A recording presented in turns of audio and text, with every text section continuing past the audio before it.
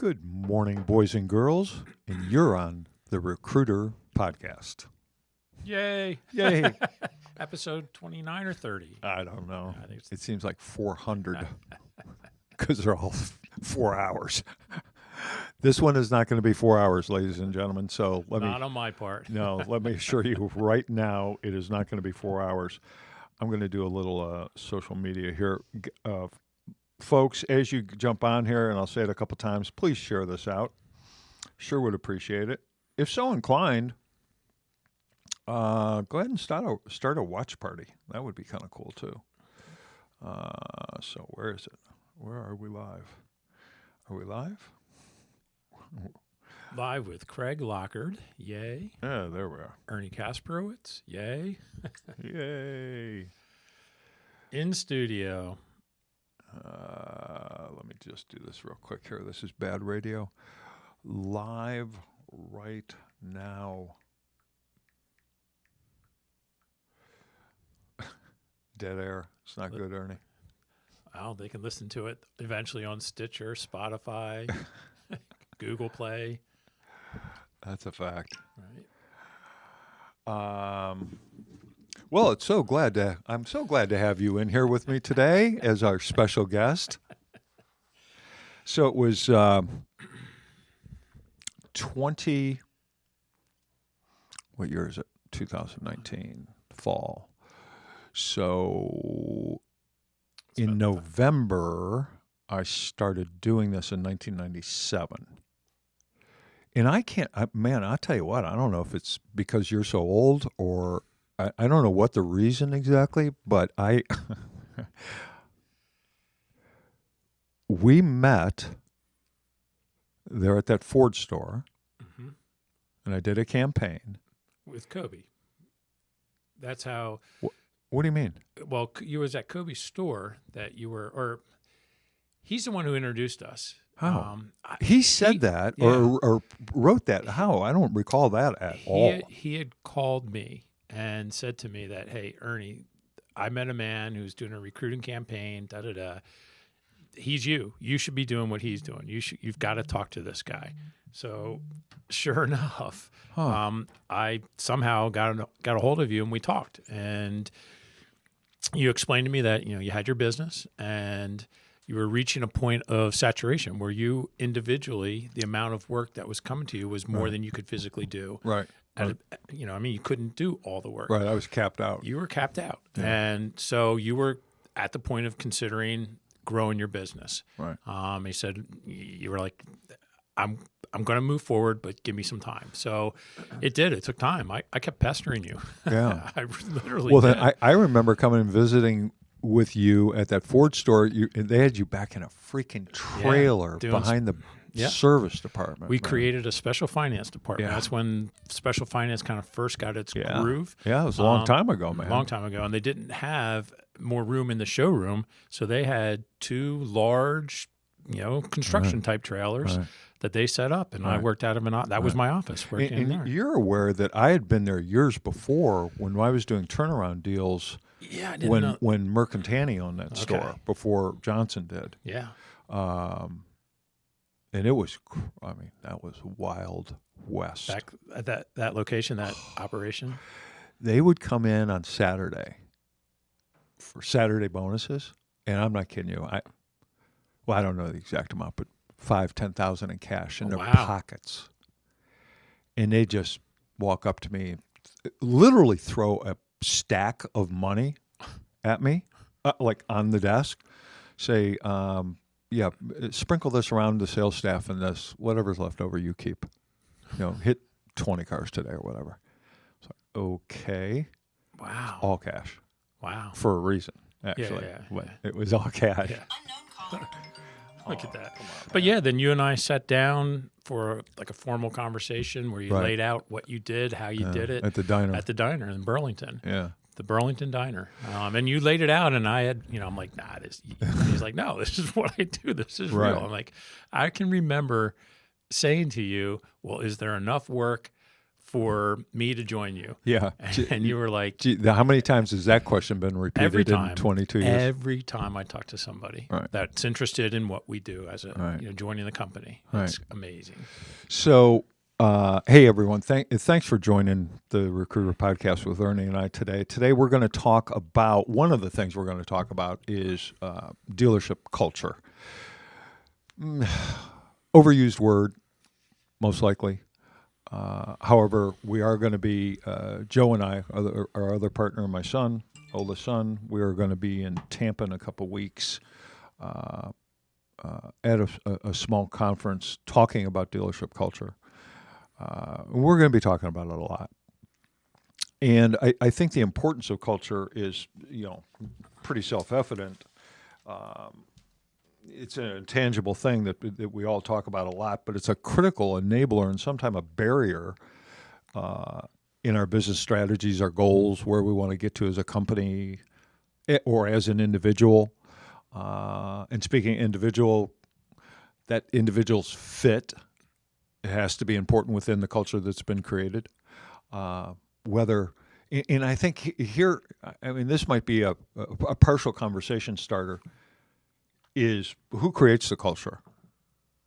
Is the culture self-perpetuating? In other words,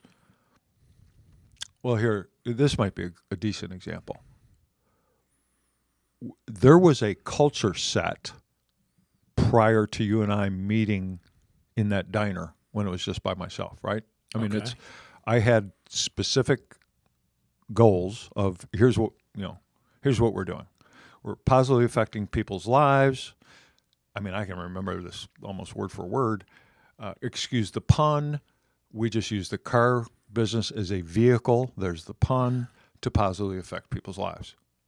Getting them jobs, people that normally wouldn't be hired, yada, yada, yada, yada. Make it easier for the dealer, save them time. With the ultimate idea, because that's how we originally started, the ultimate idea was get into the dealership, quote unquote, cheap with the recruiting and then upsell them into training, right? And that's, kind of happened, because we do both now. We do more remote recruiting for all. This is we, meaning AutoMax Recruiting and Training. But and we do more remote recruiting, and of course using our platform, which we'll talk about here because it happens to be a sponsor as well. Then we do the new hire recruiting and training campaigns where a recruiter trainer goes out. Pardon? As we had done them, that's not as dominant strategy. Right, because we had done that. We didn't do any really recruiting for any other positions until what? To any degree. I'm going to say 10 years ago it started. Yeah, a little bit. Right, but then in real force, 6, 7. Yeah, right? Yeah, that. And then tech's really heavy the last 2 or 3 years. So when we finally figured that out. But I think a culture had already been established unknowingly, really. I didn't sit down and say, okay, here's going to be our culture to this business. It was just strictly you. It was my idea. It was just ideas I had on how I wanted to do things. Because, I came out of the era in the automobile business where it was cowboys and Indians. And it's, I'm sorry if those two terms affect anyone. I'm not really sorry. I really don't care.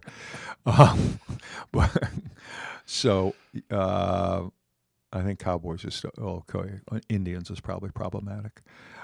But at any rate, it was the Wild West, let's say that, in car dealerships, which was a culture. My first management position was I came from a dealership in Massillon, Ohio as a salesperson, applied for a closer's position, which I really didn't know what the term was then. I truly did not. At a big Chevy store in Akron, Ohio, that I ultimately became the general manager at.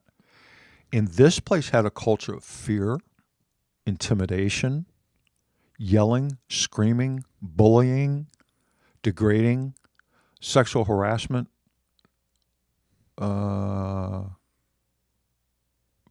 hiding trades on leases. Leasing had just come out. If you had a trade with equity, that thing showed up nowhere. It was like dust, didn't exist. I mean, so that was the culture. Now, here's what's problematic. It was a very effective culture. We sold a boatload of cars, made ridiculous grosses. There was no internet then, like literally none. So we pretty much got away with anything we wanted to do. We'd go through a lot of people. And there's no checks and balances under that. None whatsoever. And that's what I was trained under. So when the general manager left and I took his position, it was like, that's all I had ever seen. Right. Okay, you bully people. My way, the highway. You know, my famous, what do you spend in gasoline getting back and forth to work during the course of a week? Oh, $15. Oh, great. I found a way to save you $60 a month. Get out. You're fired. That's not something I make. I mean, that's what I said to people when we fired them. It's like, I'm going to find a way to save you some gas money, dude. You're out of here. Bad culture. But the tricky thing was it worked. It really, truly worked and very effective. When I got the role, I couldn't duplicate that guy. He was brutal. I mean, he was brutal. He was really good at it, but he was brutal. I mean, brutal. So I did take some of his, I was probably a bit of a bully culture. But then, I started reading and I started, finding there's other way. Because even though it was effective, I'd go home at night and my stomach was on fire. We'd sell 35 cars, and it was like, we'd make a ton of money, but it was like, I felt dirty. It was like, oh man, we did 10 illegal things today. and I could be sued for 5 of them internally. It was brutal.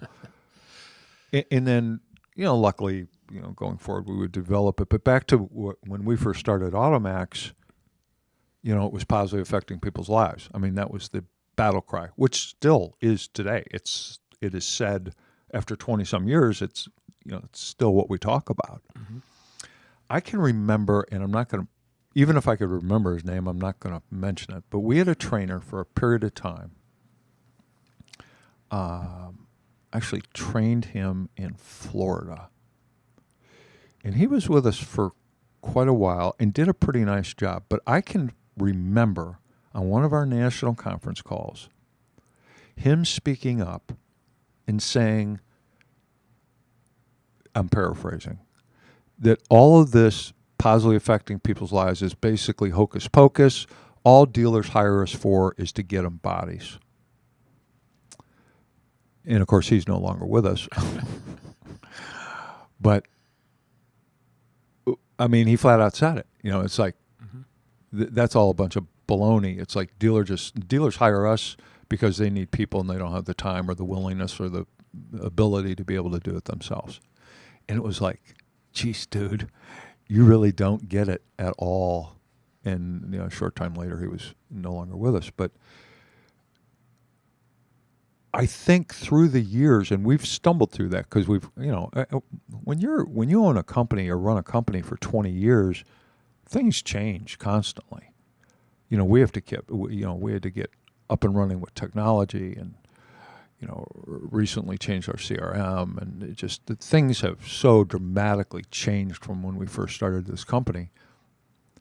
And I think the culture has changed within our company. But I think we've never lost track of that base ideal. You see posts from the trainers on Facebook, and it all gets around to that. It might not be those exact words, positively affecting people's lives. It might not be those exact words, but it's darn close, or it's around that talking point somehow. I agree. Well, I was going to say, I mean, that's kind of like a higher purpose to what we do, kind of elevates what we are doing. Right. To your point of where does the culture begin? Where does it start? If you don't set it from the top, like you as the leader of the company, it's going to set itself at some point somehow Correct. throughout the organization. And it's Correct. going to spread itself in multiple ways that you cannot control because you're not controlling it. So myself personally, I believe every organization that it all starts from the top, that the leader of the company, that's where the culture begins. It's how they conduct themselves and their course of action. That's what everybody else follows.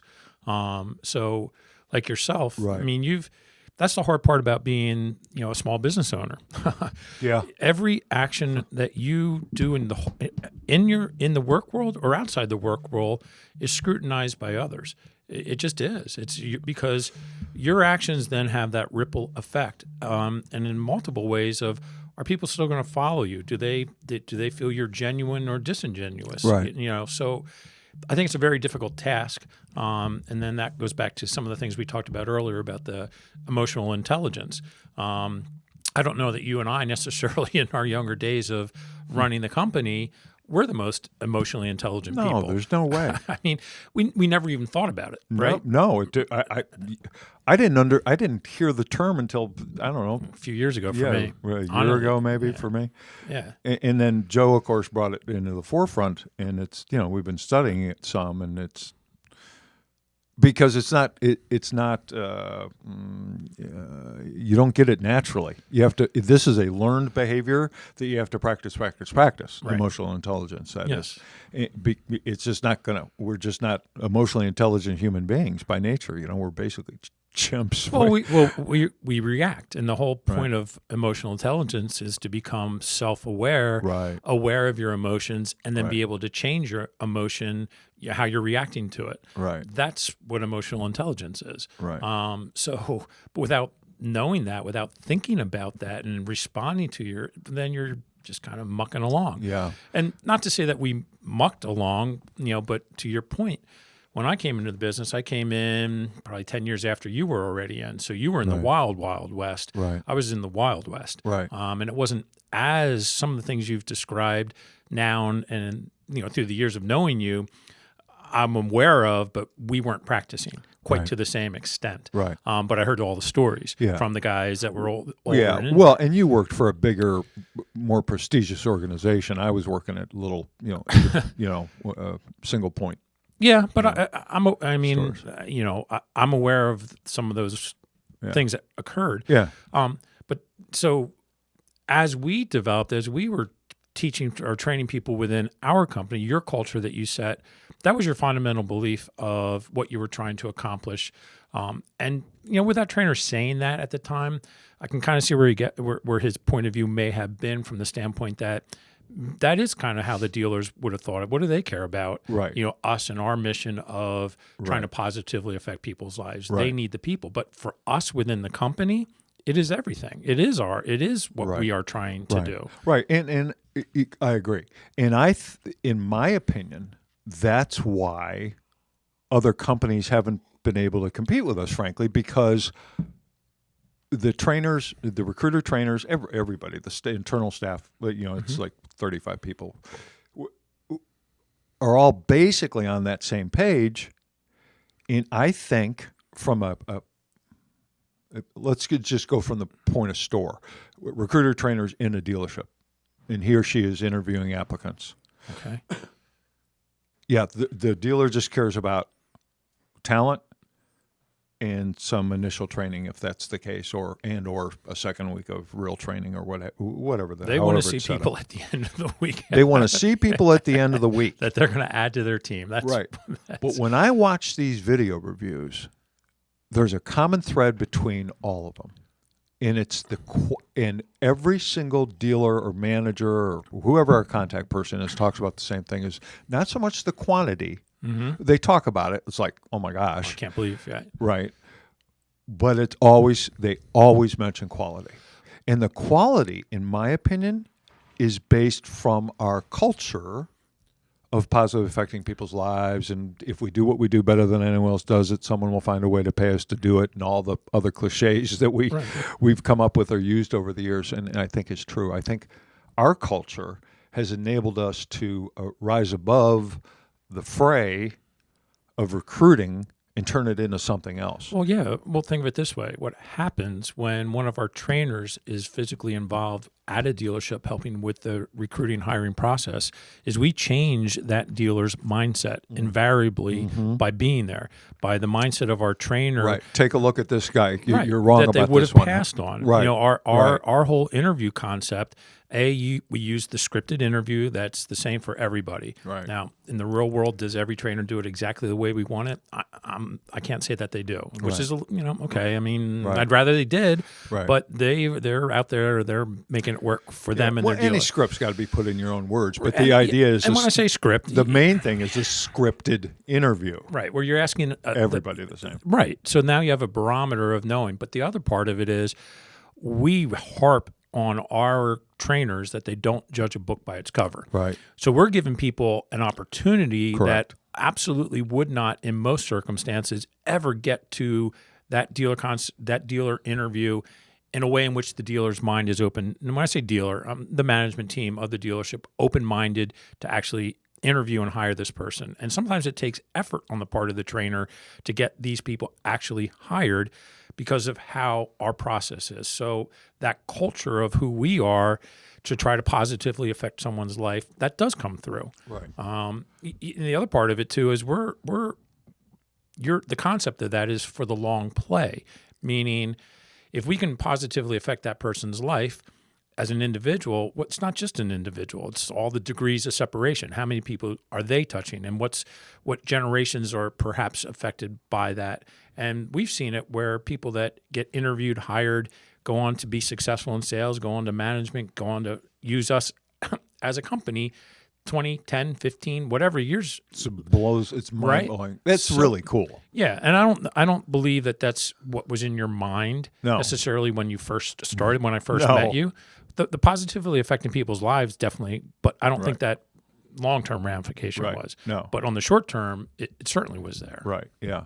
Yeah, that's pretty interesting. Hey, folks, if you would please, real favor, just share this out. Please share it out.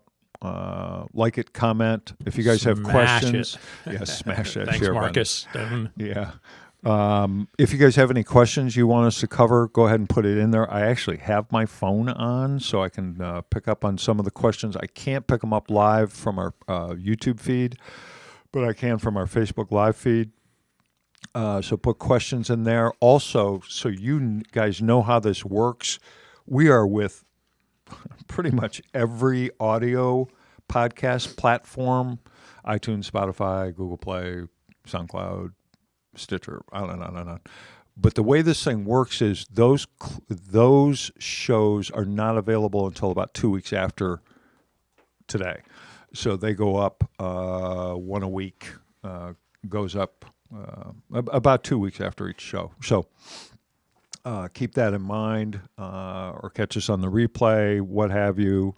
Like AutoMax Recruiting, page that you're viewing this from.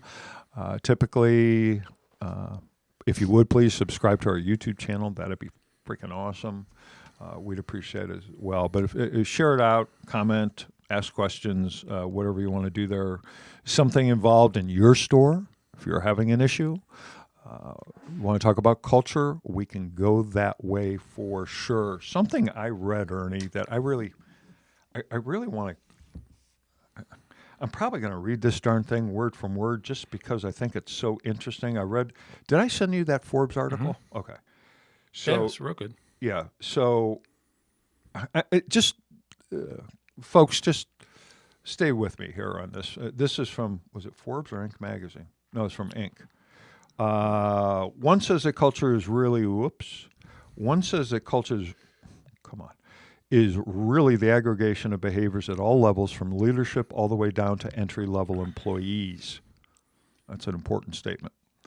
You don't formally create a culture. Instead, your culture is really just a mirror back to you and how you act individually and collectively.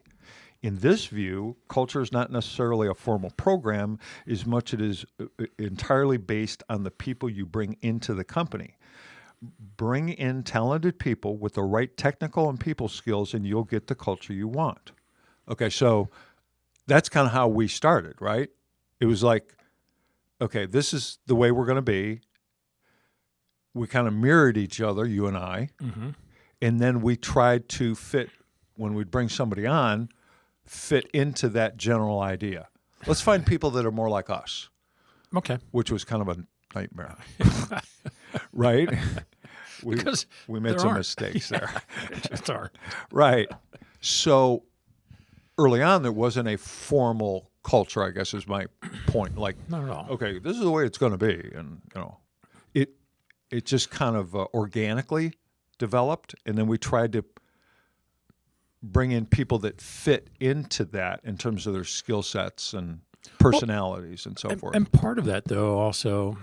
Which isn't horrible because a lot of these people are still with us, 15, 16, 17, 18 years later. So well, when you also had a business partner that you brought on, that created its own, right? I mean, that was a big part of the culture. Good point. Yeah. When it was you and Glenn, because that's how it was. Like you brought Glenn on as your partner. Right. And then Gene and I as the trainers. Right. And so there was a culture right there. The four of us became that culture. And it was a lot of how Glenn, how he operated. Yes. And your interaction with him. Right. All of that was what I saw. And that became our culture. Right. Yeah, that's true. And then I went out and had my own culture, so to speak, of my expectations of my personal performance and how I conducted myself with my campaigns. So that kind of added to our culture. So to your point, no, there was no formal, this is who we are, this is how we're going to go. It developed as time went on. So, but that is one way to do it. And I don't know it's the best way. Yeah. Another camp says that as leaders, you need to actively and formally define, create, and invest in that culture from top down. You should treat it like any other critical business initiative, which usually means financial investment and formal resource allocation. Which way is right? So then it goes on, the risk of letting your culture form on its own. Both views have one critical thing in common, and that's the notion that culture is really a summation of your behaviors. The thing that differentiates them is whether you let those behaviors develop unchecked or whether you try to create behaviors you want. So can you actually construct it? I think this is the big question here.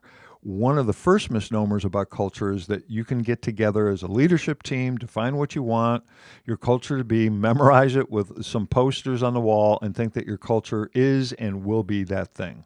Most of you have lived in the paradoxical world where the posters on the wall are not even close to how things really are. This common problem might suggest that you can't create a culture.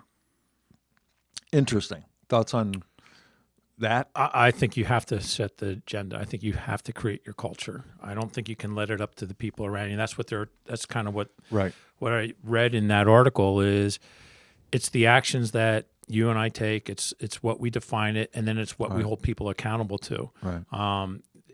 If we allow people not to live up to the culture or do things that are sort of like it, then that becomes the culture. Right. So our enforcement, our corrective behavior, our staying steady to what we want, and then making sure others follow, that's what sets the culture. Okay, so let's go. I wouldn't plan on going this way, but let's go this way. My constant ranting and raving over the last, about social media over the last, how long has it been? 6 years? 7 years? I don't know. Approximately. Let's put it this way. You have been at the very forefront when social media began. You were way ahead of recognizing the power within it. While myself and everybody else was like, nah, this is going to fade away. I don't know, blah, blah, blah. You just, I don't want to say how I would say it incorrectly. Not wasting time, but this is, but you were steadfast that this is where we should be. Right. Including today with the podcast. Okay? Right. So you're ahead of the curve with this. So continue on with what you're going to say. Right. Though. So you're upset with, is that what you're going to say? Yeah. Okay. And how you express it? Well, yeah, that would go to emotional intelligence. However, so just culture-wise, the question I have for you is this, okay, so my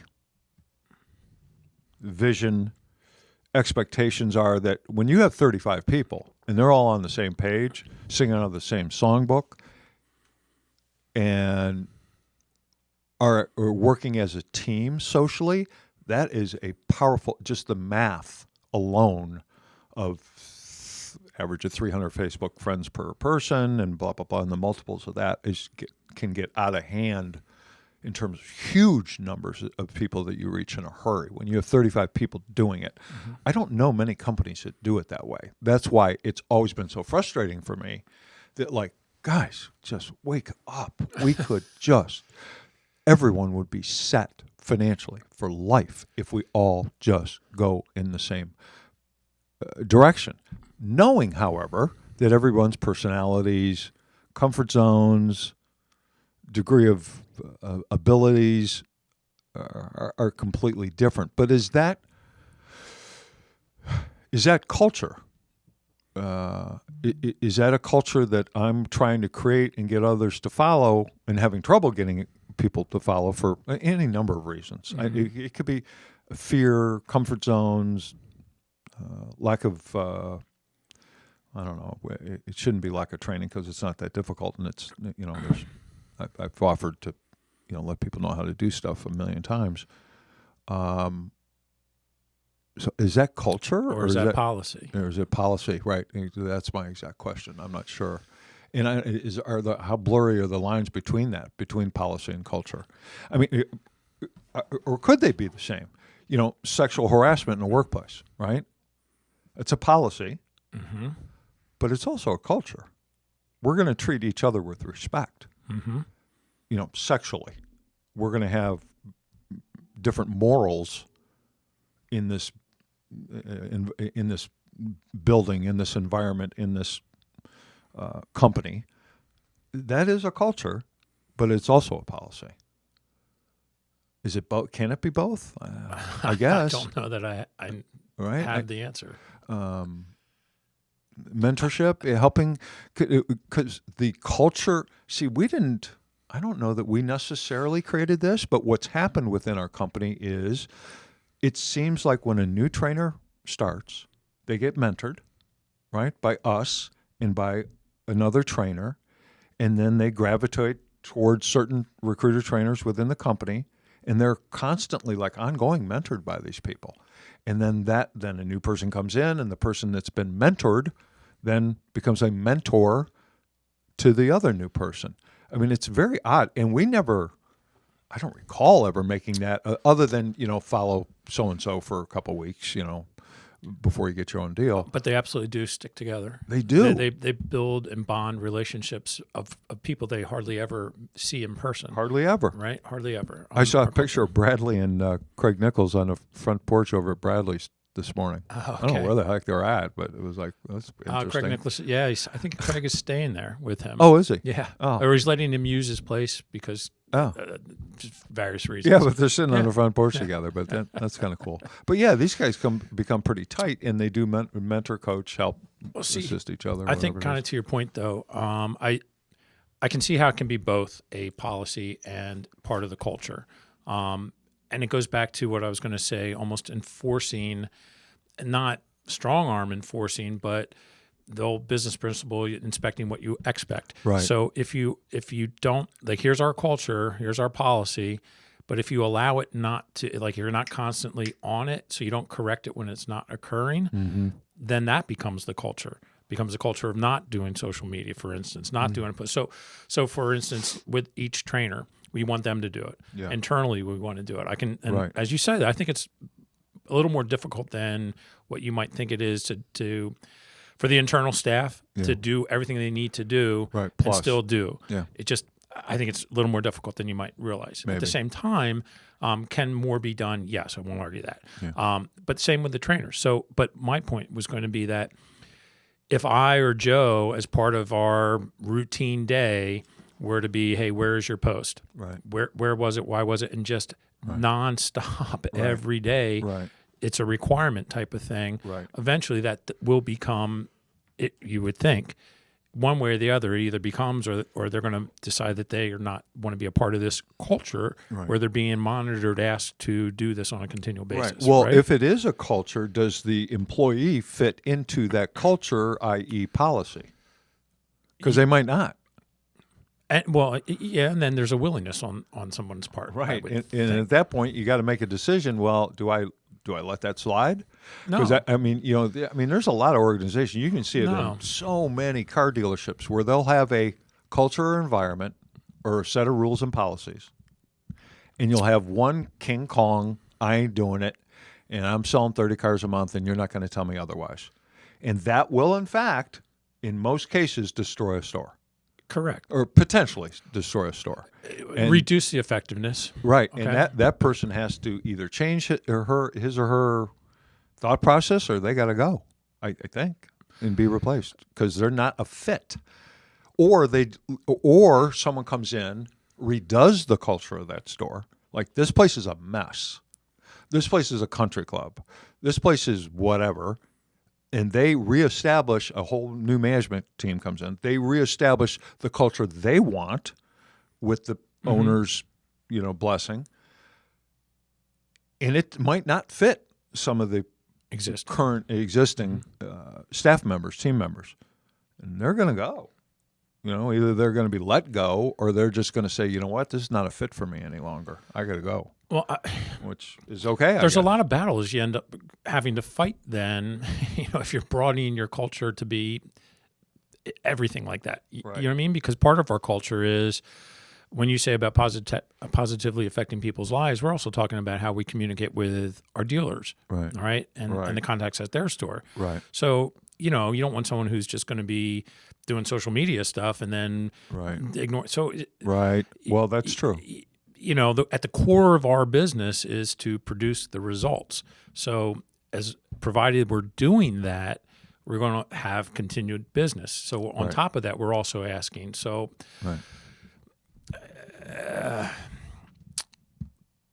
I suppose it is a policy that can be a part of the culture. I guess you can look at it that way.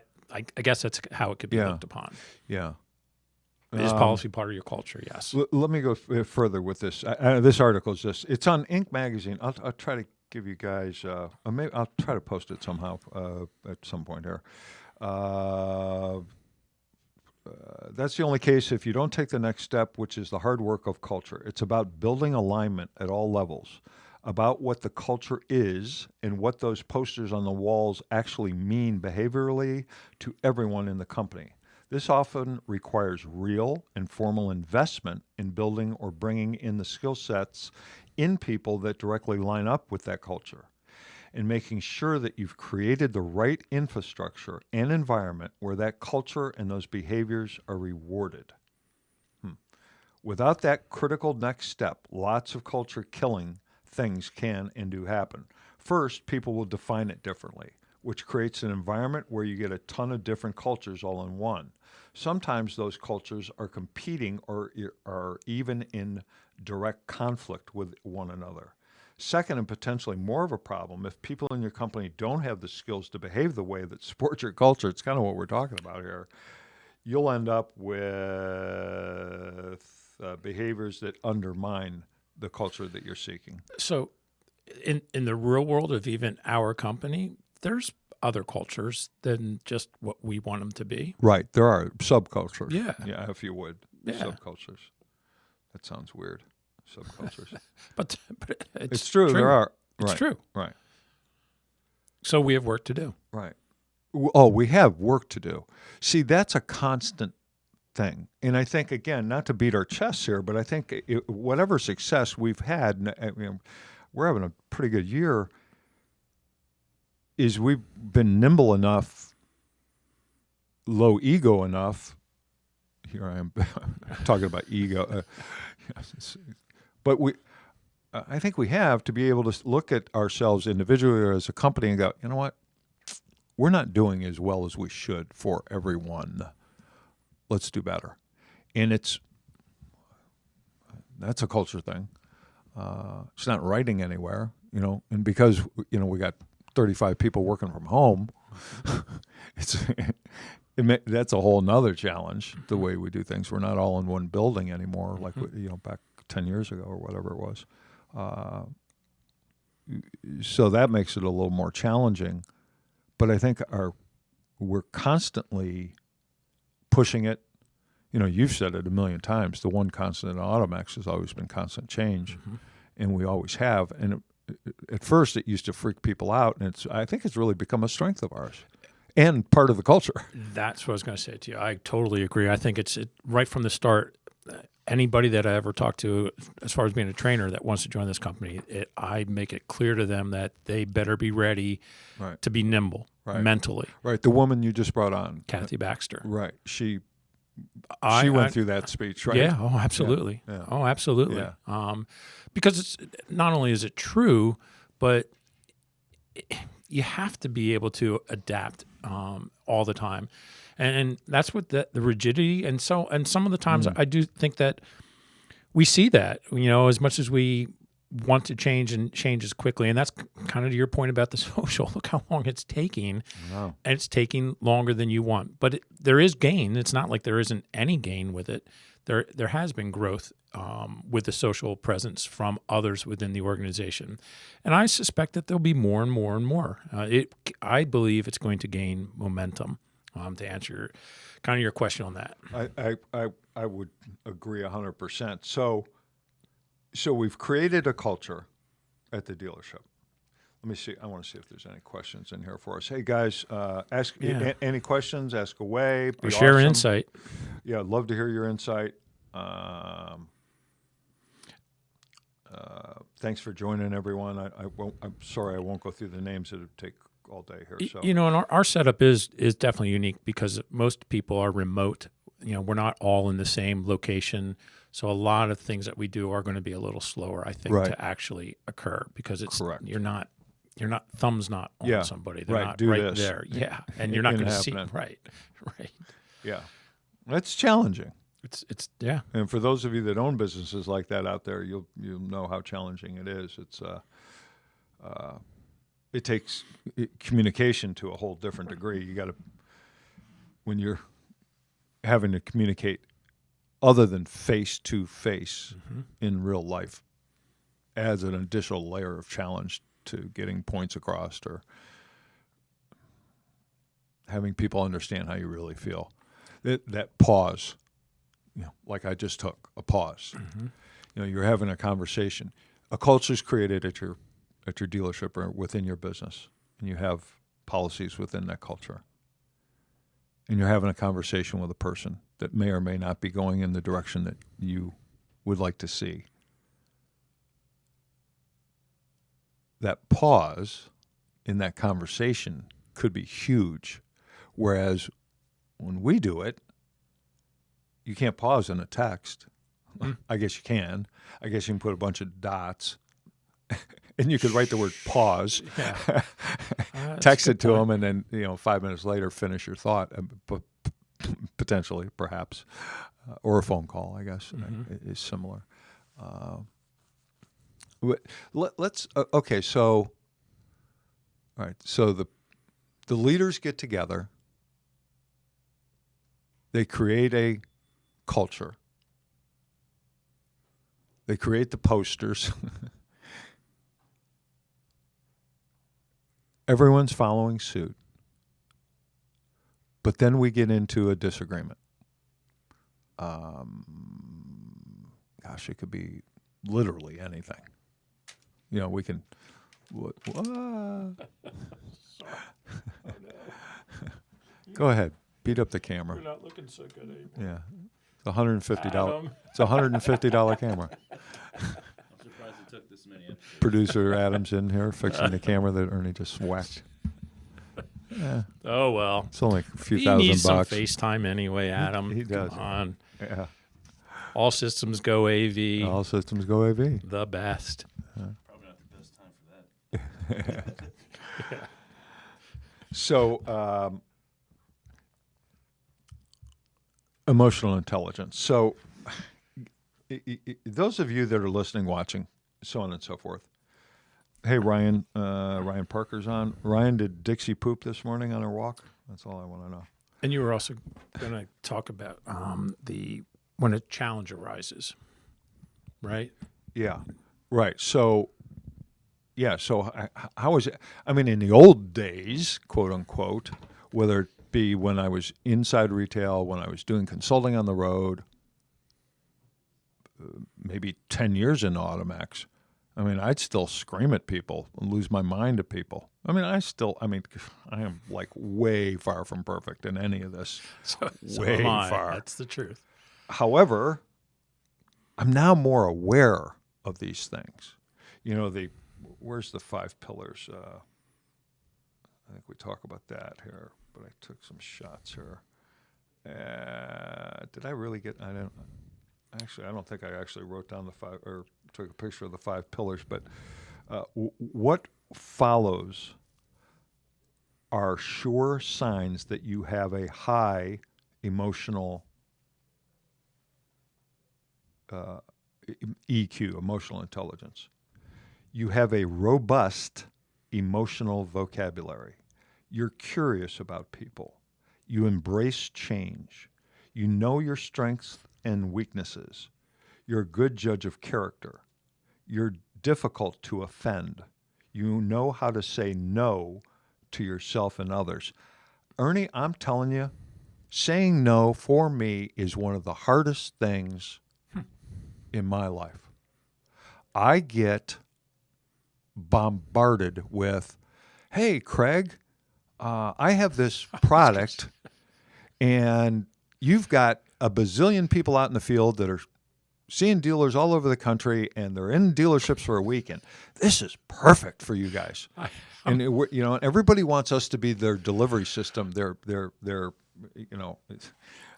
You sent over 2 yesterday. My initial There's reaction 2 or 3, was, wasn't I there? know, but my initial reaction was no.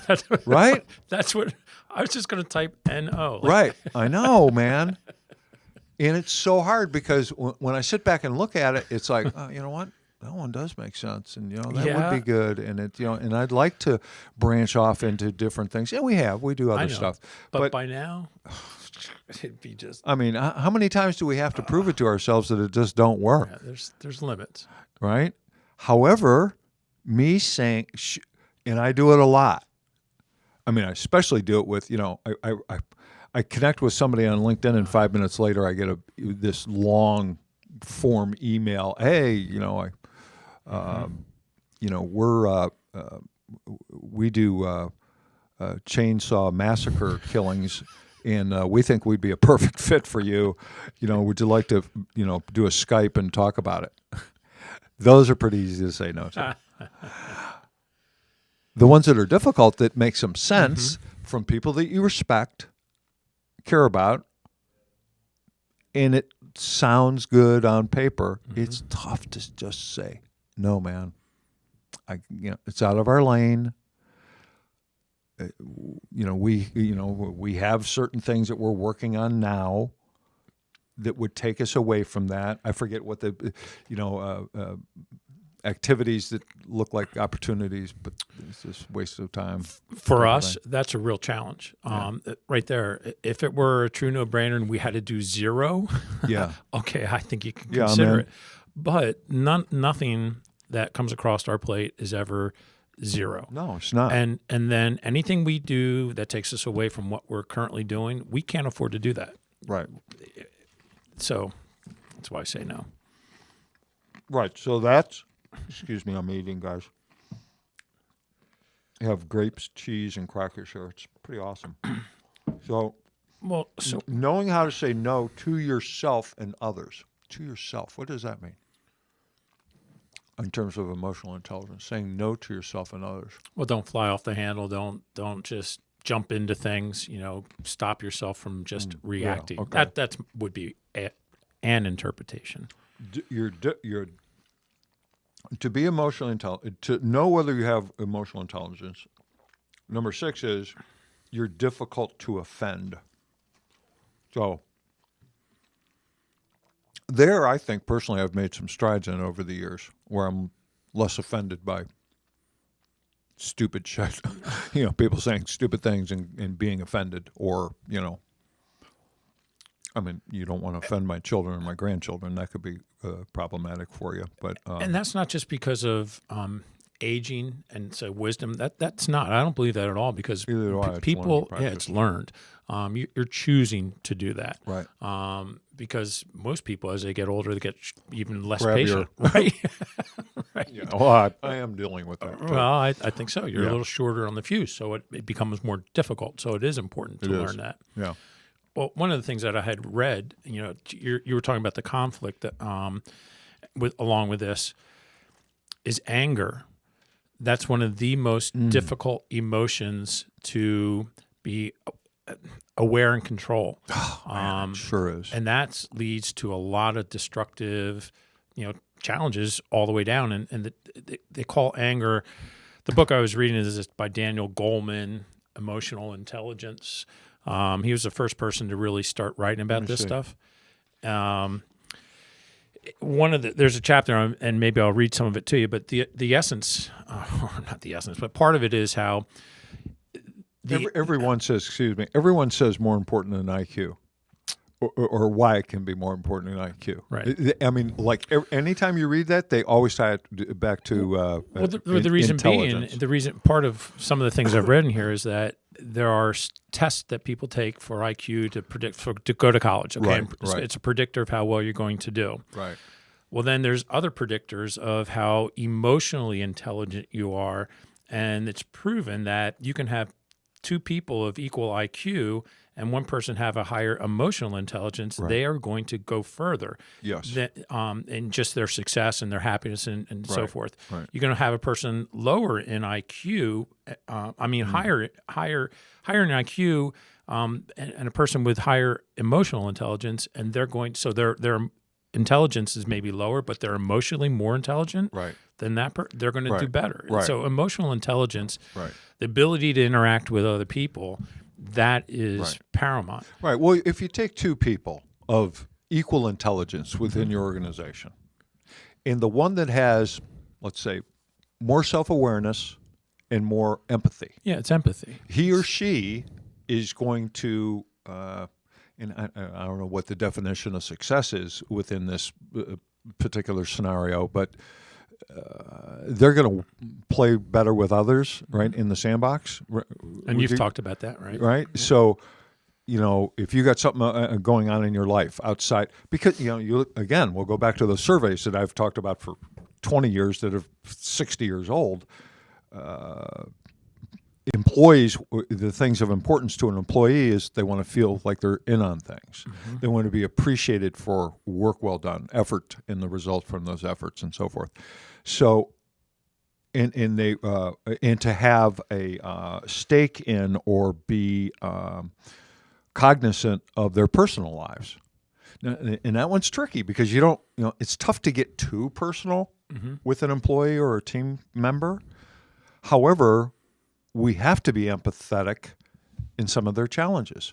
We over the years, the stuff that we've gone through with people, I can remember, do you remember one of the first AutoMax conferences where one of the trainers came and then ended up in the hospital that day? Who was it? It started with his last name started with a B. Something. Joseph Buonaforte. Right. He actually passed away. Yeah. I know. Not then. Right. But Right. But we're right in the middle of a conference, man, and this guy's like, got to take him to the emergency room. We've had a million things happen. Trainers out on the road, and something happens in their family, or what have you. It's weird. It's scary, but there's a couple of ways we can go there. A lack of emotion and intelligence would be, hey, shit, I don't really care. Like, you're in a job and just, get over it, man. Too bad. Life's rough. Deal with it. We obviously don't have that situation. I can remember our buddy, everyone's, I don't know if does anyone out there know Anthony Santangelo? I don't know. He's very shy, doesn't do much on social, but that is a joke, of course. But Anthony had something where he went in the hospital overnight or something here. It was a couple months ago. I've lost track of time, but he was in While a he was deal. out at a campaign. In away a from deal. home.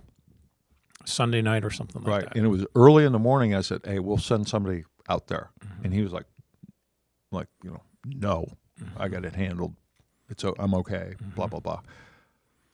And it's just the way that we do things. It was like, you come home, you're not feeling well, we'll find a way, we'll figure something out, and we'll get somebody out there tomorrow or something. We'll fly somebody out there or whatever the case might be.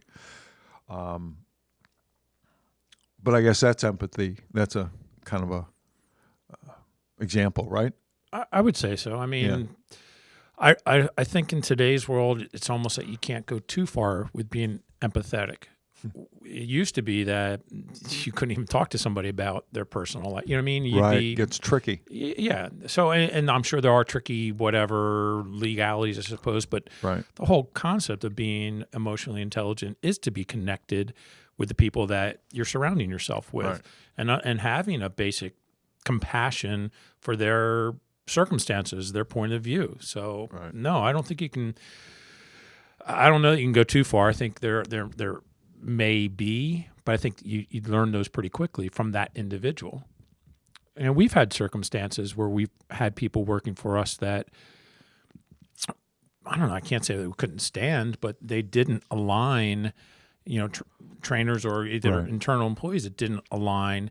And we took steps to try to be on the same page with them and to try to understand what circumstances may have been brewing within their road to redemption. Yeah, and some of those didn't pan out well for the person or for us, and we did part company. Right. Well, that's a matter of fit. Right. But without us, at least not trying, we could have canned them. Right. Canned's not the right word any longer, but you know what I mean? But we didn't. I mean, think of some of the trainers and their personal problems that we've encountered. That we absorbed, let's say. We allowed them to work through. We try, and when I say allowed them to work through, we tried to help them with that. But that's emotional intelligence before it was ever right. Exactly. Jerry Conover is a perfect example. Within he's been with us 19 years or whatever it is, and it's like, Well, I was losing my mind. I wanted to get rid of him, and I'd known Jerry.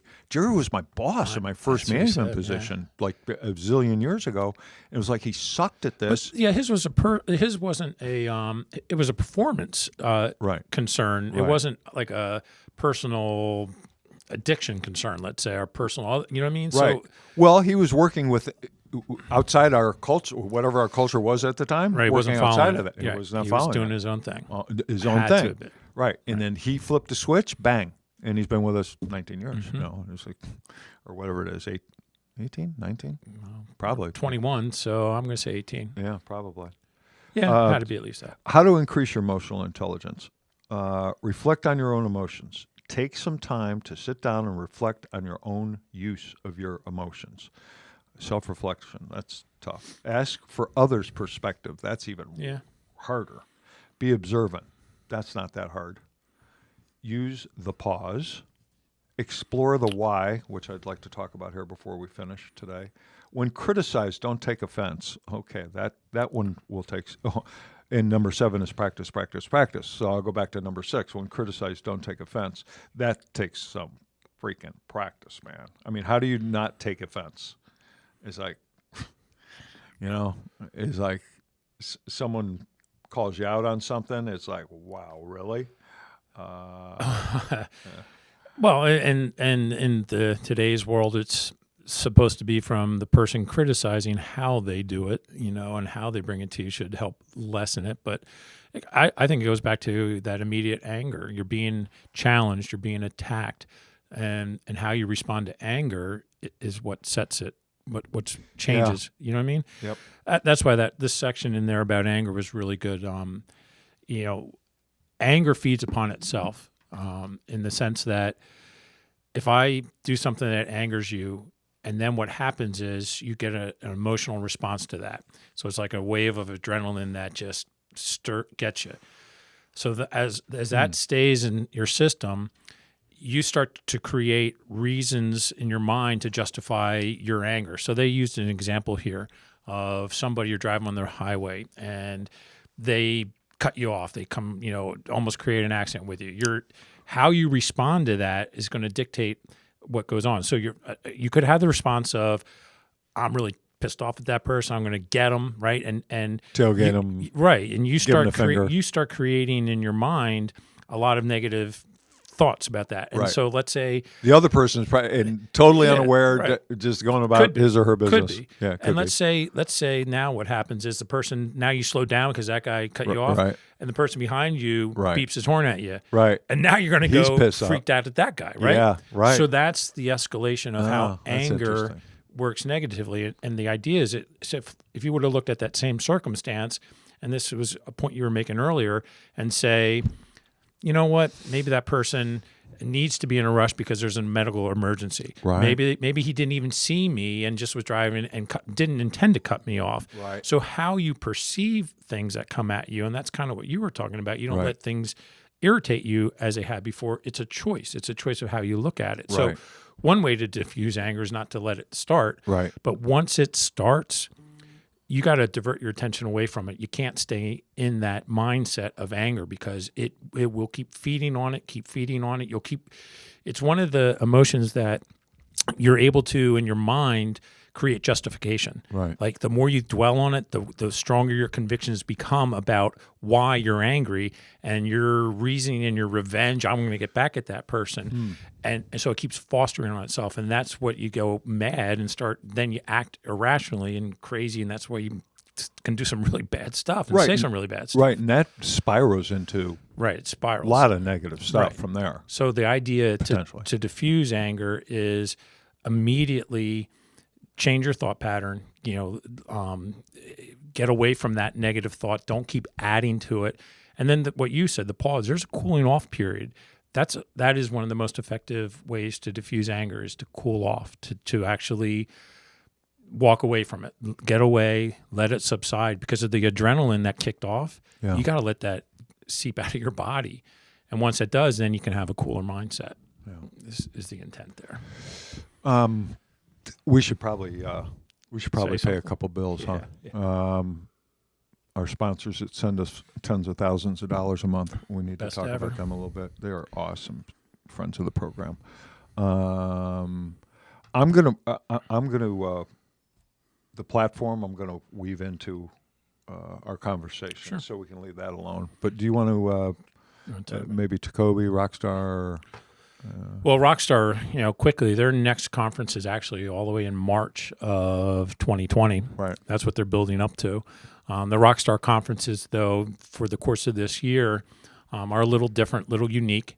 Their venues are different. The speakers are from outside, not all of them, but a lot of them are from outside the auto industry. So you're picking up information that can pertain to the dealership on a almost like this kind of level. It's not the mundane, you've heard it all before type of conversation. And then, of course, there are going to be speakers that they have come in that are going to be drilling into the SEO and everything that you do to run the dealership. So the Rockstar conferences are unique.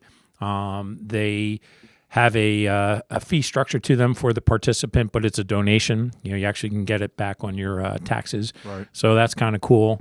And like I said, Matt Koenig and their crew, just good people. It's different than others. So that's the Rockstar. It is just flat out different. Yeah, it's It different. is. He's created a different culture, Yeah, right? it's a different environment when you What? go. No, wait a minute. That is a different culture than all the other. Most of the other. It's by design. Well, he didn't. Yeah. I don't know. Yeah. I was going to say I don't know how he makes money at it, but Yeah. others are kind of set up that hey. Yeah. Well, we pay him. Yeah, well, but others are kind of set up that I'm making money while I'm hosting this for you. That's A lot of money. right. That's right. That's kind of the drive behind. Yes. You know, Yeah. Some of it probably starts there. Right. Here's how I'm going to make money, and here's the content. Yeah, I'm and gonna I'll bring you provide. this. So Right. That's true. I Good I point. don't know that that's necessarily what's going on with Rockstar. Right. So anyhow, then I was going to talk about Rockstarinfo.com. rockstarinfo.com. Like I said, the next one's March. I think it's March 16th. Is that Seattle or Vegas? Vegas. Because we moved Seattle, right? Or, They had it. I thought they did it in No. October. Mm-mm. Oh, okay. no. I think it's moved to the This is in Vegas. Yeah. The March in 2020 is Vegas. right. Just go to rockstarinfo.com and it's like all laid out there. Matt does a great job. They do a great job on their site and their marketing. So just check it out. It's definitely sending some of your people. Those of you that are listening are in a leadership position for sure. And they also rotate where they are. So when I say rotate, I mean they're all over the country, yeah, dude. all over the country. So they through the course of the years, you begin to plan Yeah. for what you're going to do to gain information, help the team. Yep. There will probably be one in the Philly. He hasn't done one yet, but I think No. he's going to come northeast. Well, yeah, and he Matt reached out to me, and Matt, I'm sorry, I have not reached out to you in reply to this, but we've talked for a long time. One of these tour dates is going to be all about recruitment. Oh yeah. So, I mean, there will be one coming up sometime, someplace, where it's an all-day event about recruiting. And ladies and gentlemen, if you don't know that it's all about human capital and people at your business, you're going to have a problem. So that would be one that I would certainly attend. Yeah, well, when we get to that point. Yeah. But I was going to say, with us being involved in that, we are actually going to share the things that we do and teach you how to do them. Exactly right. So that would be one to go to. And then we have Tacobi.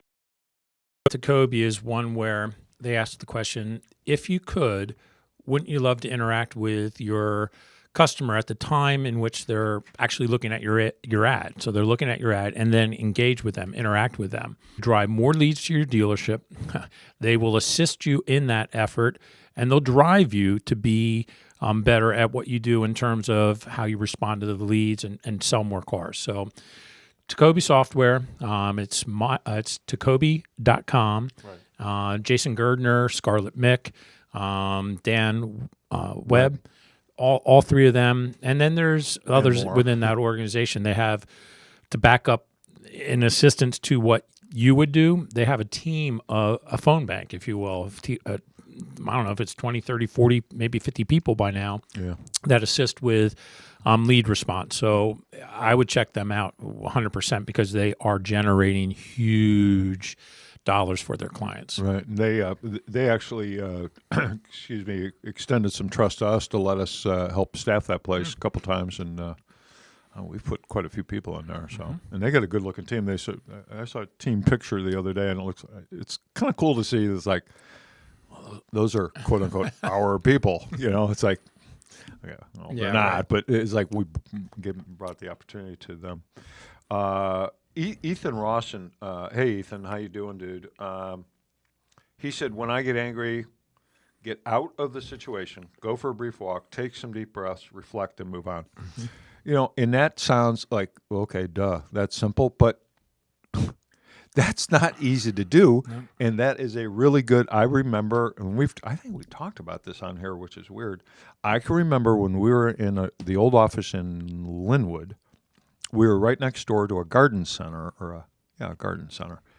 And it was really beautiful. And you'd periodically during the course of the day, just like, where's Ernie? And you're doing your nature walk through this beautiful area, so your mind doesn't explode. But that's that kind of thing, right? It's like just that was step away. Like a lunch break and just walk through that. It was beautiful. Yeah. To your See, point. Yeah, my personality has always been more of a fixer, I guess. So it's like, wait a minute, don't know. Let's get this handled right now. Right now. And where I should step back, take a deep breath, pause. And then let the flow come to you and then. Right. Yeah. Because I've been like an attack dog my whole life. Right. I'm going to fix this. I'm going to fix this. Oh, wait a minute, you're not going anywhere. Right. It's probably why I'm single. It's one of the reasons anyway. That plus I don't want to give away any more of my money. Right. There you go. So we've created a culture from a leadership position. Is it possible? And then I want to go on, just as a sidebar. So it's like, okay, so I'm the majority stockholder of AutoMax. So here's our culture. Now follow it. I'm just shortcutting all of this, but okay. So I have two partners, you and Joe Lockard, financial partners. Then we have the team members, the internal staff. Then we have the recruiter trainers. Like, okay, so here's the deal. Here's the way it's going to be. Here's our culture, period, end of story. Now, I'll provide the money, the training, the whatever resources to make sure that this culture hangs in there, and that's the way it's going to be. Or, I can remember this, and I talk about it on a video I think I posted here recently.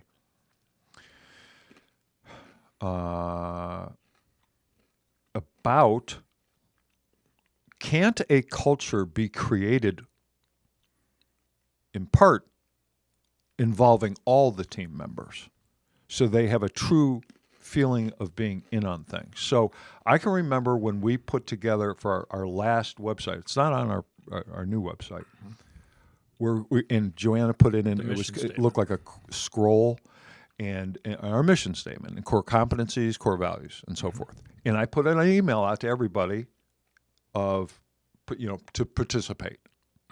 What do you feel our core values are, our core competencies should be, our mission? And I got a ton of feedback. And then, so I looked through it all. Some I used, some I didn't. Ultimately, at the end of the day, it was, quote unquote, up to me. But I elicited, is that right? Elicited? Yeah. Everyone's feedback to create that. So whose culture is that then? Is it mine, or is it the team's? Has it happened organically, or has it been forced upon people? See, that's where it gets tricky for me, Ernie. It's like, because what I just read from Inc. or Forbes or whatever that was is, okay, it's got to start at the top, and here's the culture. And then then when you hire people, new hires or the existing staff, if they're not a fit, they go, or the new hires, they have to be a fit, right? So is it better, or is it the same, or is it worse to have people engaged in a culture? Because, it's like, I don't know. If you're a football coach and you bring in your system into your team, and you don't have the players that fit that system, you're in trouble, right? So don't you need feedback from your other players of, here's what I do best, here's what I do best, here's what I do best, and then you kind of recreate your system, your playbook, your culture to fit the skills of your players, or no? I'm not so sure, and I was going to say to you, when you had read that, there was a line in there shortly below. It says, like, you're the leader, can do it, right? Or it will happen on its own. But there was something Right. about how you engage with that group of people. So, to your football analogy, you look at teams that are a mess, that have been a mess forever. Like, okay, the Cincinnati Bengals, right? That team's right. They're a mess, right? Yes. Well, where does that come from? That's got to Comes from the top. right? Right. So I don't think it is the people within it. I do, because of who culturally they'll bring into their organization. I think you can have a team that has a strong culture, and maybe somebody doesn't quite fit that, but that they can then talk with and say, look, this is where it is, and if you're not going to toe this, you're going to be out. And everybody in that organization is following that, Right. so it makes it more difficult for the person not to follow. Right. You can get away with it, but Right. I think culture is a mindset. It's not a black and white.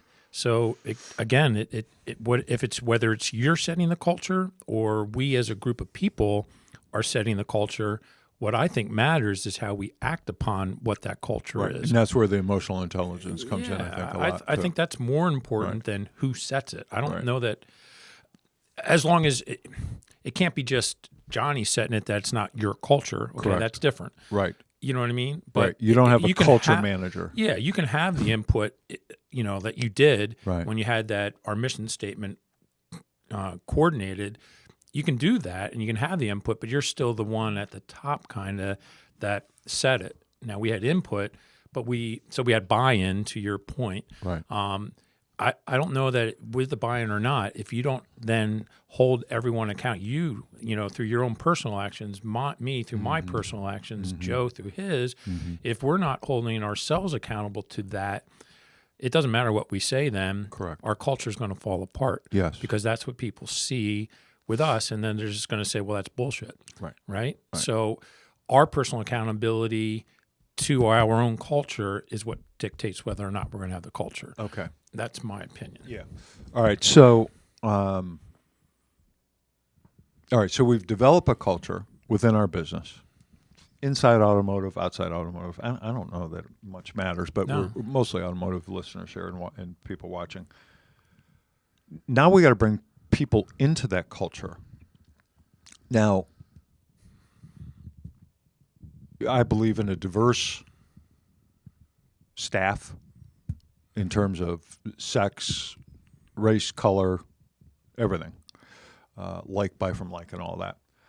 And there's a science to recruiting. I don't want to get deep into that right now, but it's been our experience, and it's been good, is that we kind of cast a wide net for our dealer clients. So they're getting the way that we do it, mostly from the titles of all our different ads and so forth, it creates a wide net. So we're getting a diverse group of applicants, like, literally all the time, which we can talk at any point. So it's really unique. So that gives us the opportunity then to find the fit of the person. If you just go after one type of person, which you can also do in recruiting, they might not be the fit to your culture. With casting this wide net, you have a bigger group to pick from, select, and then where it really happens, where you find out if they're a fit or not, obviously, is then in the interview. You cast that wide net, and then when you sit face to face with a person, regardless of how you interview, ladies and gentlemen, we're going to say this until you're blue in the face, and you got to get this. It is so important. Do not interview people from the hip. It has to be, I don't care what you say in the interview, basically. I mean, there's a lot of tricky, cool stuff that you can say. The point is, the main point, and the main success to a proper interview, so that interview fits your culture, is that it's exactly the same for every person. Otherwise, there's no way to differentiate between me and Mickey Mouse. You know, if I ask Mickey Mouse, if Mickey Mouse comes in to interview, I'm going to say, "Hey, Mickey, welcome to the clubhouse." You can't. You can. You shouldn't interview Mickey any different than you interview me, or there's no way to differentiate. You know, it's then your feelings and, well, I really like that guy. I really like her. Or I don't like him so much. Okay, initially during the interview, you might not like him or her so much, but if you're interviewing everyone with the exact same words, you're going to say, wow, that person that I didn't quote unquote like or feel warm and fuzzy about, they're way a better fit for our overall culture. They bring the skill sets that we're looking for. Bang, that's the hire.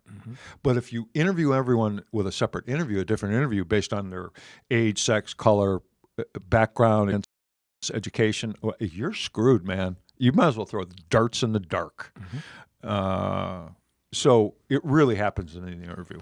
I don't know that we've done this per se, but I think as we think forward, we can also interview for culture. You know, as part. Of course, absolutely. Right? Certain characteristics, certain mindsets, certain behaviors. You know, you can look at how people got to their success. Well, how did they get there? You know, maybe that's a predictor of where they're at emotionally, intelligent-wise, and to fit in within our culture. Right. Well, it's important. Yeah. That would be important. Yeah. I mean, internal staff. That's a whole new thing. Do you want to rewrite our interview? Is that what you're saying? No, but it might be something that, as time goes by, becomes more important. Right. Then you step from the interview and make a formal offer to hire.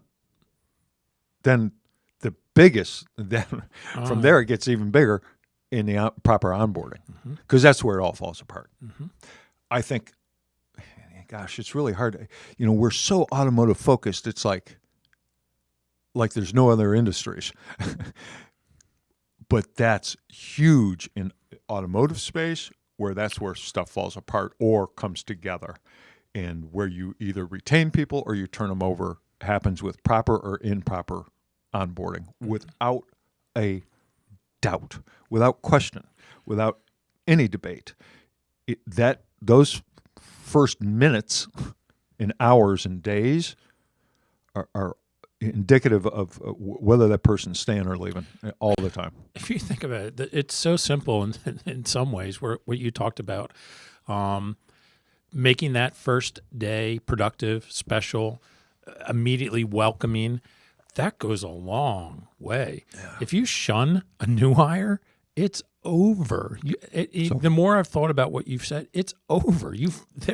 They're staying until they get the next job. Correct. But you've lost them because of the way you treated them. We're glad to have you. Great. And then they come to work and it's like, who are you? I sit over there.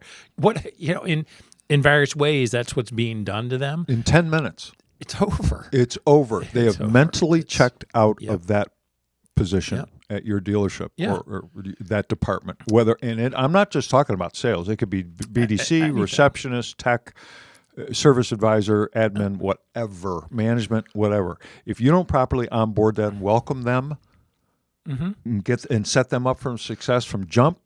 I'll even go back to you talk about the interview. I'll go back to that interview, that environment of the interview. Oh, yeah, go ahead. That's also crucial, because I've had feedback from our internal recruiters when they're setting up interviews for tech positions, other positions throughout a dealership. So not just techs, but all positions. And the feedback that we then get is, there's no way I could go work for this organization. It is total chaos. They could offer me 10 times the amount of money I'm earning today. I'm not going to go work there. They're a mess. Right. So, you know what I mean? So if that's the culture there, you're never going to get ahead. Right. So I don't know. To your point, the whole process of an interview and then onboarding, if it's a wreck, then you got to find ways right now to change that, no matter what the industry is. That's true. And there's a lot of different ways to do it. And I'm going to make some suggestions right now. And it leads into one of our sponsors, friends of the program, and that's Automotive HR. Okay. And let me just say this. For those of you that are dealers that are on the phone right now, dealers, managers, have anything to do in the car dealership, and you have a career tab or employment tab in your website, and it's not aggregated or tied into any third party such as Hireology, KPA, Automotive HR, just take it down. There's no one coming to your website looking for a job. That's not why they're going to an automotive website. They're not looking for employment. However, in saying that, you need to be hooked up with one of these companies. We recommend Automotive HR for a number of reasons. A, that's what we use. That's why week after week, month after month, year after year, dealers say, how in the world did you find these people? We've been looking for months, yada, yada, yada. We're up in a deal in Canada right now in Ontario, and we had to turn the thing off. It was too many interviews. So that's how powerful this thing is. So I'm going to call it a recruiting platform now. Automotive HR just happens to be the one we use, we believe in. We believe it's the most robust available. What I'd like you to do, actually, I'm going to sidebar here for a minute. Adam Aarons, who's a dealer principal of the Patriot Auto Group up in the Northeast. Actually, he's going to be on the Recruiter podcast next Friday, I think it is. Excuse me. Go to Patriot Subaru. Type in Patriot Subaru Attleboro, or I think any of them. Yeah, any of them. They have and go to the About Us page, then scroll down to, I think it's Careers and Employment is the way it reads out. Click on that, and then click on one of their jobs. And what you're going to see is a video made by the dealer principal about how awesome it is to work within the Patriot culture. And it's a very strong video, and that's the way that your employment site must look, not should. It must look that way. And then look at how they present their dealership to the public. Now, the cool thing about this is now it's tied into these job boards, over 100 job boards. So it's being aggravated. It's kind of a landing page now. So people are coming to your site specifically for that, to apply for those jobs. When they Google in a job in their area, bang, they could end up being on your site. A lot of good things can happen when they're at your website. So very, very, very important. Anthony said, had 133 scheduled interviews over 3 days. Yeah, that's a bunch. So with these recruiting platforms, and again, Automotive HR is just by far, it's better than anybody else's. It just flat out is better, or we wouldn't be using it. One of the big things is their electronic onboarding. I want to be able to do in this day and age everything that I possibly can via technology and electronics that can save me time, have better record keeping, and save time by using what would be termed electronic onboarding. Formal offer to hire can be done via email. All the paperwork, that big stack of I-9s, drug testing background check, DMV, all the compliance within the dealership, company policy manual, this and that, handbook, can all be done electronically. So you make a formal offer to hire this person. They've passed the interview. They're a culture fit. Now they have all this stuff at home they can fill out. So when they come to work, and start their development. People say training. I don't like the word training all that much. It's probably splitting hairs, but it's important, I think, that we develop men and women going forward. You can train a monkey. Developing is a whole different thing. So then when they show up to the dealership, and I'm big on this, make it an event, a welcome balloon. We got a helium tank there. We balloon those cars up every Saturday or whatever you guys do. Can we not make a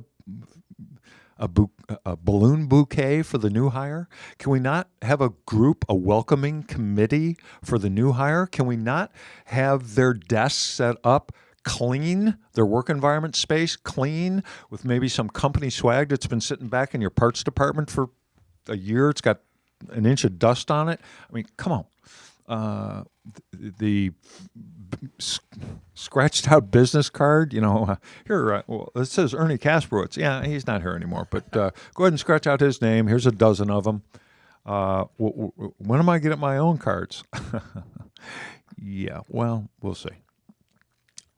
I mean, what's going to happen in so many cases is that person is going to leave if they've had a bad experience.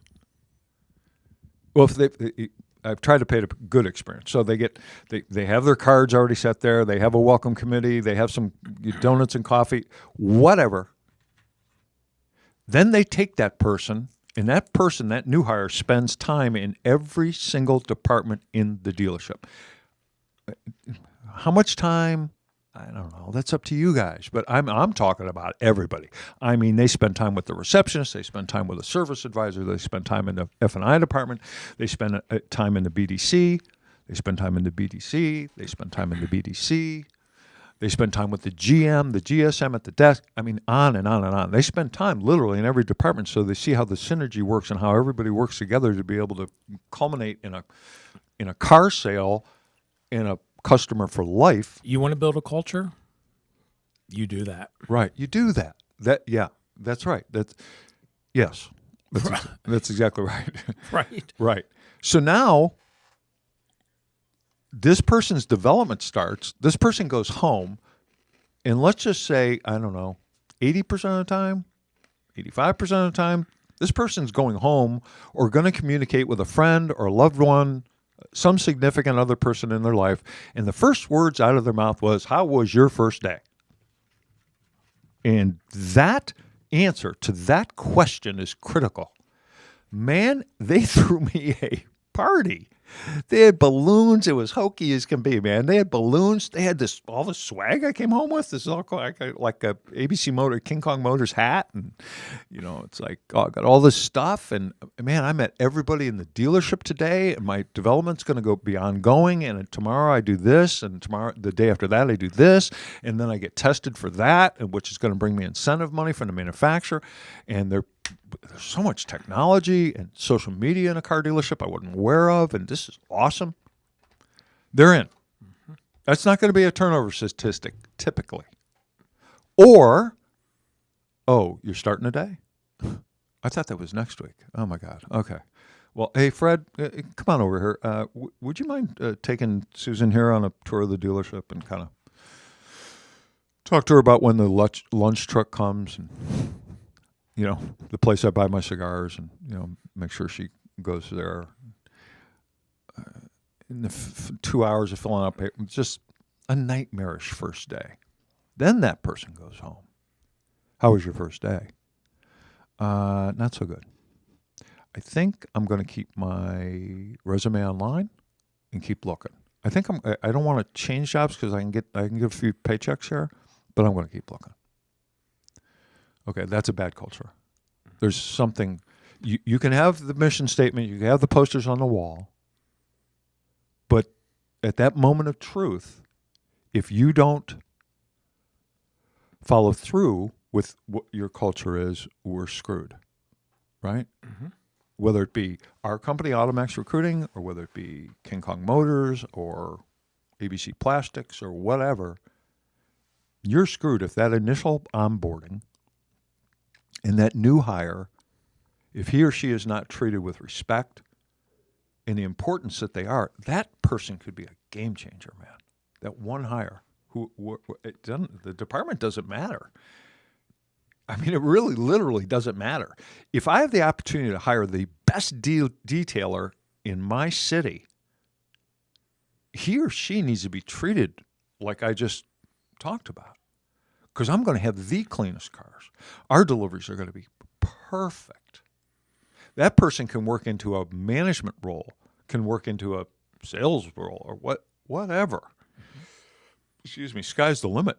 Regardless of the position in the dealership, where they start, necessarily not where they're going to finish. I mean, it's important to get people on the bus, but it's really important to get them in the right seat and make sure that they're on board, they're a fit with our culture for sure. So, in just finishing up with Automotive HR, go to automotivehr.com, or better yet, because we are partnered and affiliated with them, and them with us, just give Joe and Ernie a call.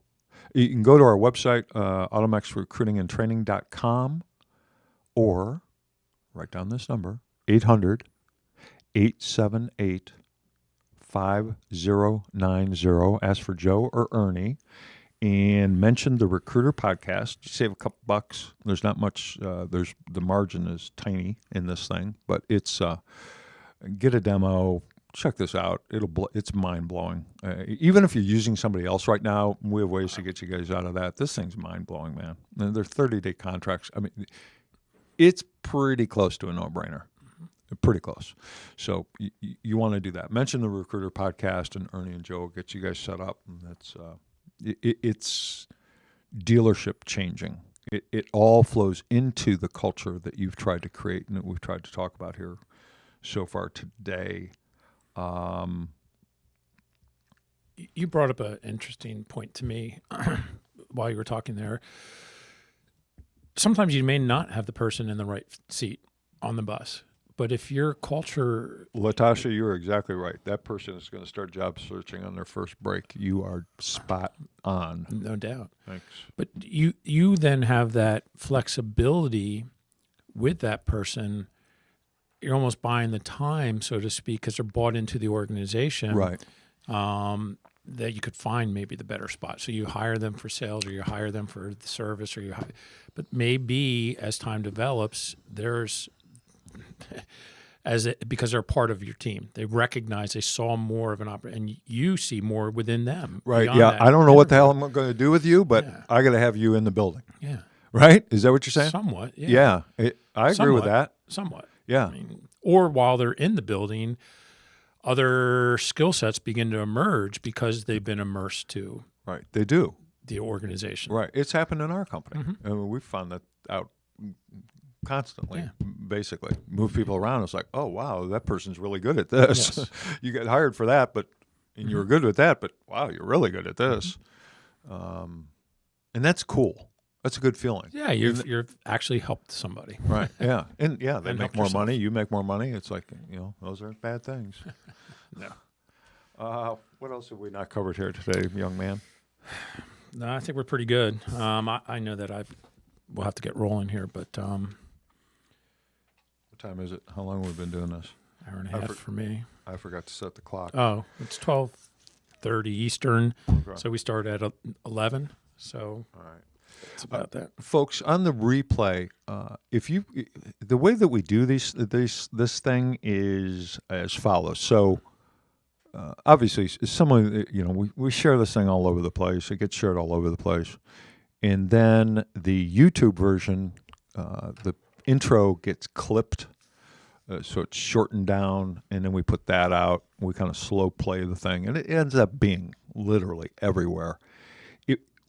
If and when you guys see this on the replay, feel free to comment, ask questions, or what have you. I personally look over all of these and try to answer as I'm capable of doing so. And I think this topic is just crucially important.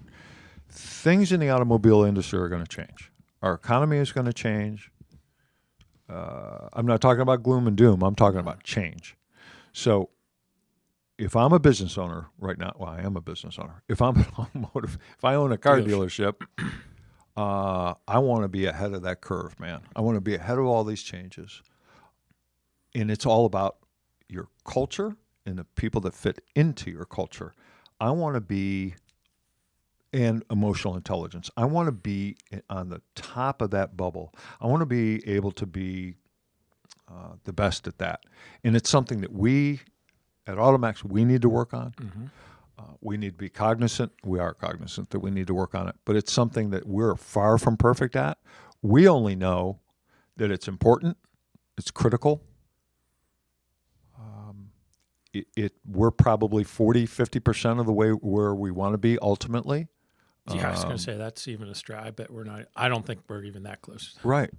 But at least we are aware of it and we're addressing it. We're trying to stay ahead of the emotional intelligence side of it. That's for sure. Right. Right. It's important as we go 10, 20, 30, 50, or 100 years down the road, like AutoMax to be around still. Right. I'm going to be really old and decrepit 200 years from now. But robots, man. I'm waiting. You might become bionic. I by want then. to. I got some replacements Yeah, coming up here. That's so what I'm thinking. I'm ready. Give me some robot stuff, man. Put it in me. I'm good.